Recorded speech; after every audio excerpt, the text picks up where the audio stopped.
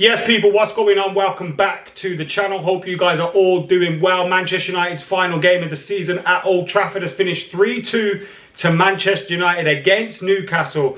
And I gotta say, it was absolutely beautiful to beat that bunch of twats.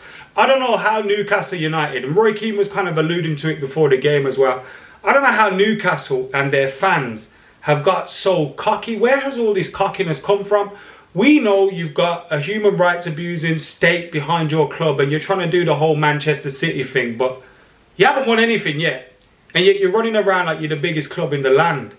None more so than fellas like Lewis Bolden. Have you seen him, the dick? All of his tweets today preempting a Newcastle win. As soon as I saw him getting on that Newcastle are going to win vibe, I knew Manchester United were winning today. And that's with Manchester United's, what was it, our D team? Playing out there. Yeah, we've been absolutely shocking for how long? I don't think we've won a game. I can't remember the last time we won a game. And they still got put in their place. Manchester United still won the game. Lewis Bolden, stick that up your arse, you dick. Anyway, as for Man United, I'm not going to say a big win. I don't think it really means anything for Manchester United. Obviously, some might say we're chasing Europa League and Europa Conference League spots. I don't give a shit about none of that. Personally, I'd rather we wasn't in there. Obviously, for the club as a whole and, you know, the money and the finances and all those kind of things, you'd rather Manchester United were in the European competition. But as maybe I'm spoiled, but personally, if we're not in the Champions League, I'd rather just have a domestic campaign and see how we fare. Go for it. Because I do think playing Thursday nights has its issues. And we've been used to those issues over the last couple of years, the amount of times we've been in the Europa League. But look, Man United today, I thought it was a win that was epitomised really by the performances of the likes of Kobbie Mainoo, Amad Diallo, Alejandro Garnacho. It was great to see Rasmus Højlund coming off the bench. I think since his injury, Rasmus Højlund's been a little bit poor. But it was great to see him coming off the bench and scoring a goal, a proper striker's goal. I like Rasmus Højlund, I do. I think he's got a lot to come from him. You know, the kind of goals he scored this season, he scored all sorts outside the box, inside the box, poaching goals, you know, excellent finishes. Like, he's got it all in his locker. I really like that about him. He keeps going, he keeps working hard, but sometimes I feel like he works too hard. He's too busy fighting with the defenders. He's too busy getting engaged in that battle that he forgets about what to do with the ball. Today though, he comes on, gets a goal. Absolutely fantastic to see. We got some minutes into the legs of Marcus Rashford and Lisandro Martinez as well, which was good to see, because you'd like to think if we can have those guys edging into full fitness and maybe, you know, we can get a little bit of form into them in the next game against Brighton, then, you know, you're looking at that and thinking those two could be key players for Manchester United in the cup final, particularly Lisandro Martinez. I spoke about some young lads that pulled up trees and did really well today. Kobbie Mainoo, Amad Diallo, Alejandro Garnacho. I don't think Alejandro Garnacho was as good as Amad and Kobbie, but he showed some bright sparks. Look at the other end of that spectrum. Our two centre-backs were Casemiro and Johnny Evans. Johnny Evans is like 56 years old. Well, he's 35, 36, but you know what I mean. Excellent again today. I thought he was maybe fouled. Look, Lewis Hall's goal for their second was fantastic. It was a great strike. Maybe Johnny Evans was fouled on as the ball was going out of the box. Maybe the ref could have given that. I don't expect VAR to give that, as it's not a clear and obvious error. But I thought maybe he was fouled. But again, you know, Manchester United have a makeshift back line. We played the lower left back today. Wan-Bissaka back in his usual position at right back. We got Casemiro and Johnny Evans there. That is so makeshift. And to come out and beat Newcastle in that, I'm delighted with that. When you go over the last couple of weeks and you look at some of the performances, you think, regardless of injuries, yeah, those performances just aren't good enough. And I felt today, look, I don't think we were excellent. I don't think we were amazing. But we were creating chances. We were doing things. Bruno Fernandes. Some people want us to get rid of Bruno Fernandes. The guy is magnificent. Some of the passes that he makes, some of the creativity that he has. If Manchester United had a fully functioning team, Bruno Fernandes would be one of the best. You know, people would be talking about him as the best playmaker in the league and all this kind of stuff. The guy's excellent.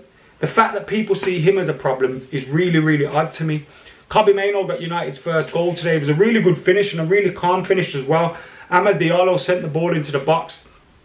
Everyone kind of thought Cobby was offside. He wasn't, because Kieran Trippier was playing him on. And the finish from him, I thought he was going to go to his right. He went to his left, the keeper's right, and it was an excellent finish.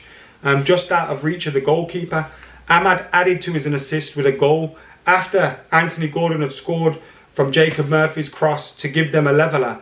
Amad Diallo, a corner taken, cleared by the defender, comes to just inside the box, just close to the edge, just inside the box.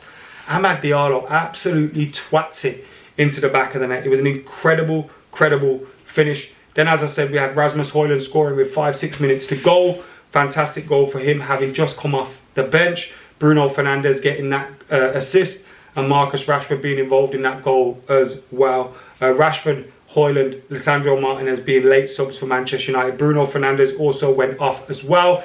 He was holding his hamstring earlier in the game. Hopefully nothing too serious, because we need Bruno Fernandes fit for that game against Manchester City. Like I say, I can't believe some people talk about Bruno Fernandes and talk about Bruno Fernandes leaving the club. You what? Are you sure about that one, mate? Are you really sure about that? Don't get it at all. But look, United today, we've gone where? In the league? I don't even care about the league table anymore. We're still behind Newcastle and we're 8th. Like I started this video off saying, maybe I lost some of you there. I don't want Man United to be in the Europa Conference or the Europa League next season anyway. I definitely don't want us to be in the Europa Conference League. Jesus, I don't want us to be there. We're currently 3 points behind Chelsea. We're 3 points behind Chelsea. We're 3 points behind. Shows you how bad our season, isn't it? I swear them like we're like 15, 17 points off us at one point. How have we allowed them to catch us up? How have we allowed that to happen? I do not know. Look, today's result, today's performance doesn't mean much. But thankfully it was a win, because I'm sick and tired of the negativity around the club. Every result, every defeat, it's another crisis and another big talking point about the manager. I seen an article today about the manager being 50-50 to keep his spot. I can see why you'd get rid of him. Given some of the defeats, you know, we're close to, I think it's 19 defeats this season or something. We haven't had that amount of defeats in a season since like 77, 78. I think the stat was incredible stuff. You know, well over close to 50 years since we've had that kind of amount of defeats.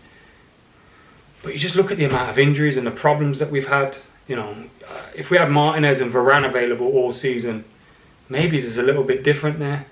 You know what I mean? I still want us to see us stick by the manager. Give him till Christmas. Let's see where we're at. Give him this summer with Ineos and everyone. Let's see where we're at. If he can't work with them, then fair enough. But I do believe if we hadn't had all those injuries, and that's not based off today, no, fucking hell. Based off beating that crap Newcastle team, of course not. But I do think if we didn't have our injuries, we wouldn't be in this position that we're in at the moment. And we'd probably, you know, in my opinion, we'd be above Spurs for sure. For sure. Whether we'd be above Villa or not, I don't know. But they gave us, you know, even in this form we were in this season, about 5-6 games ago, we could have got there. So, yeah, I'd stick by the manager, but who knows what's going to happen. Is it all down to that game in the FA Cup? Let's see. Anyway, we've got Brighton up next. Then we've got that cup final against Manchester City. Anyway, let us know your thoughts in the comments below. Make sure you're liking, commenting, sharing, subscribing. Man United have beat those silly twats. Happy days.